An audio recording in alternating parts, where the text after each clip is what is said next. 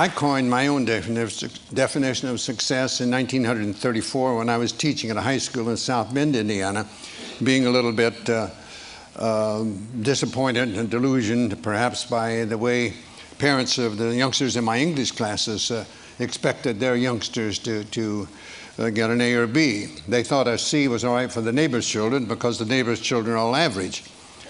But they weren't satisfied with their own and would make the teacher feel that they had failed or the youngster had failed, and that's not right. The good Lord in His infinite wisdom didn't create us all equal as far as intelligence is concerned, any more than we're equal as far as size, appearance. Not everybody could earn an A or B, and I didn't like that way of judging, and I did know how the alumni of various schools back in the 30s judged coaches and athletic teams. If you won them all, you were considered to be reasonably successful. Not completely, because I found out we had a number of years at UCLA where we didn't lose a game, but it seemed that we didn't win each individual game by the margin that some of our alumni had predicted, and quite frequently I really felt that they had backed up their predictions in a more materialistic manner. But I was true back in the 30s, so I understood that. But I didn't like it. I didn't agree with it, and I wanted to come up with something that I hope could make me a better teacher and give the youngsters under my supervision, whether it be in athletics or in the English classroom, something to which to aspire other than just a higher mark in the classroom or more points in some athletic contest. And I thought about that for quite a spell, and I wanted to come up with my own definition. I thought that might help. And I knew how Mr. Webster defined it as the accumulation of material possessions or the attainment of a position of power or prestige or something of that sort, worthy accomplishments perhaps, but in my opinion, not necessarily indicative of success. So I wanted to come up with something of my own. And I recalled I was raised on a small farm in southern Indiana, and Dad tried to teach me and my brothers that you should never try to be better than someone else. I'm sure at the time he did that. It didn't. Well, somewhere, I guess, in the hidden recesses of the mind, it popped out years later. Never try to be better than someone else. Always learn from others, and never cease trying to be the best you could be. That's under your control. And if you get too engrossed and involved and concerned in regard to the things over which you have no control, it will adversely affect the things over which you have control. Then I ran across a simple verse that said, "At God's footstool to confess, a poor soul knelt and bowed his head. I failed," he cried. "The Master said, thou didst thy best." That is success. From those things, and one other perhaps, I coined my own definition of success, which is peace of mind, attained only through self-satisfaction in knowing you made the effort to do the best of which you're capable. I believe that's true. If you make the effort to do the best of which you're capable, trying to improve the situation that exists for you, I think that's success, and I don't think others can judge that. I think it's like character and reputation. Your reputation is what you're perceived to be.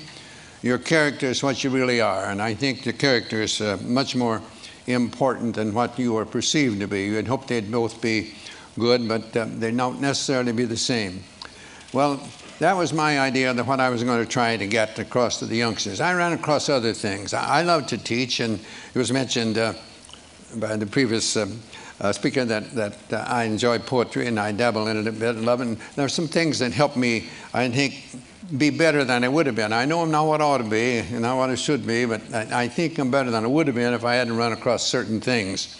And one was just a little verse that said, no written word, no spoken plea can teach our youth what they should be, nor all the books on all the shelves. It's what the teachers are themselves. That made an impression on me in the 1930s, and I tried to use that more or less in my teaching, whether it be in sports or whether it be in the English classroom. And I love poetry and always had an interest in that, and somehow, and maybe it's because Dad used to read to us at night with a coal oil lamp. We didn't have electricity in our farm home, and they had to read poetry to us, so I always liked it. And about the same time that I ran across this one verse, I ran across another one that someone asked a lady teacher why she taught, and she, after some time, she said she wanted to think about that, and then she came up and said, they ask me why I teach, and I reply, where could I find such splendid company? There sits a statesman, strong, unbiased, wise, another later Webster, silver-tongued. A doctor sits beside him whose quick, steady hand may mend a bone or stem the lifeblood's flow. And there a builder, upward rise the arch of that church he builds, wherein that minister may speak the word of God and lead a stumbling soul to touch the Christ. And all about a gathering of teachers, farmers, merchants, laborers, those who work and vote and build and plan and pray into a great tomorrow. And I may say, I may not see the church or hear the word or eat the food their hands may grow, but yet again I may. And later I may say, I knew him once, and he was weak or strong or bold or proud or gay. I knew him once, but then he was a boy. They ask me why I teach, and I reply, where could I find such splendid company? And I believe the teaching profession, it's true, you have so many youngsters, and I got to think of my youngsters at UCLA, 30-some attorneys, 11 dentists, 10 doctors, many teachers in other professions. And that gives you a great deal of pleasure to see them go on. I've always tried to make the youngsters feel that they're there to get an education, number one. Basketball was second because it's paying their way. And they do need a little time for social activities, but you let social activities take a little precedence over the other two, and you're not going to have any very long. So that was the ideas that I tried to get across to the youngsters under my supervision. I had 3 rules pretty much that I stuck with practically all the time. I'd learned these prior to coming to UCLA, and I decided they were very important. One was never be late. Never be late. Later on, I had certain things that I had the players, if we're leaving for someone, they had to be neat and clean. There was a time when I made them wear jackets and shirts and ties, and then I saw our chancellor coming to school in denims and turtlenecks, and I thought it was a little not right for me to keep this other, so I let them they had to be neat and clean. And I had one of my greatest players that you probably heard of, Bill Walton. He came and gets the bus, we were leaving for somewhere and to play, and he wasn't clean and neat, so I wouldn't let him go. He couldn't get on the bus. He had to go home and get cleaned up to get to the airport if he could. So I was a stickler for that. I believed in that. I believe in time, very important. I believe you should be on time, but I felt the practice, for example, we start on time, we close on time. The youngsters didn't have to feel that we're going to keep them over. When I speak at coaching clinics, I often tell young coaches, in the coaching clinics, more or less, they'll be the younger coaches getting in the profession, and most of them are young, you know, and probably newly married.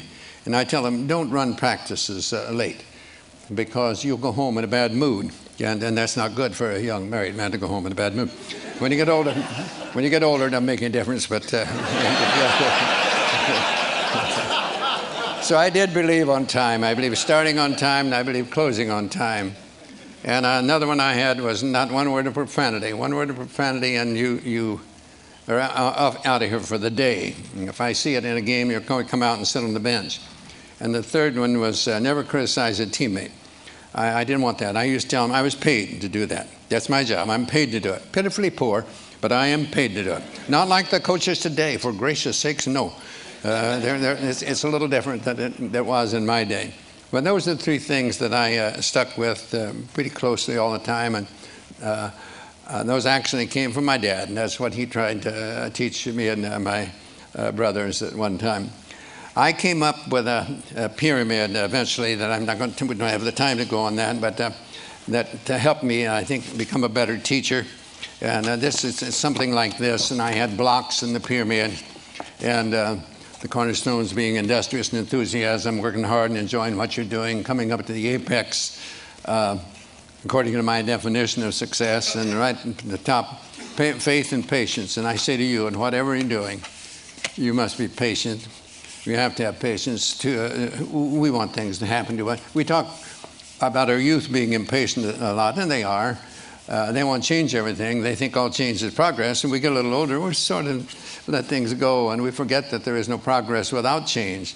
So you must have patience, and I believe that we must have faith. I believe that we must believe, really believe, not just give it word service, believe that things will work out as they should, providing we do what we should.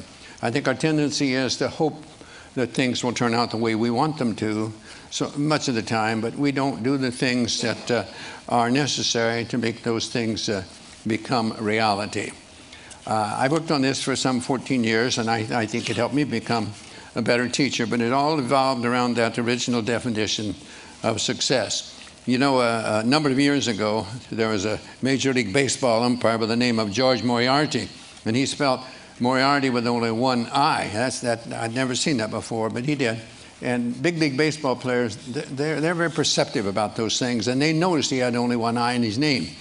And you'd be surprised how many also told him that that was one more than he had in his head at various times.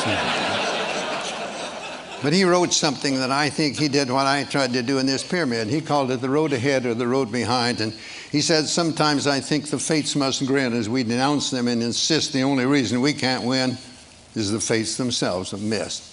Yet there lives on the ancient claim, we win or lose within ourselves. The shining trophies on our shelves can never win tomorrow's game. You and I know deeper down there's always a chance to win the crown, but when we fail to give our best, we simply haven't met the test of giving all and saving none until the game is really won, of showing what is meant by grit, of playing through and others quit, of playing through, not letting up, it's bearing down that wins the cup, of dreaming there's a goal ahead, of hoping when our dreams are dead, of praying when our hopes have fled, yet losing, not afraid to fall, if bravely we have given all, for who can ask more of a man than giving all within his span? Giving all, it seems to me, is not so far from victory.